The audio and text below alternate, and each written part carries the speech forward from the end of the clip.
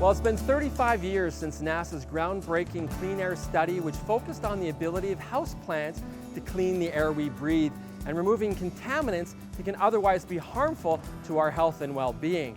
The important thing to understand is it's not just the plants themselves, but it's actually the roots, the soil, and the millions upon millions of microorganisms associated with the plant that all have a role to play in removing those harmful products from the air. They actually remove them, break them down, and whether it's bacteria or viruses or even harmful organic chemicals, they can break them down and convert them to plant tissue, which is then usable for the plant itself. One thing to understand for the best effect is 1 plant per 100 square feet, or room 10 by 10. And even though sometimes it's tough to take care of houseplants, I'm here to tell you it's actually easier to take care of 5 rather than just 1 plant. Take care.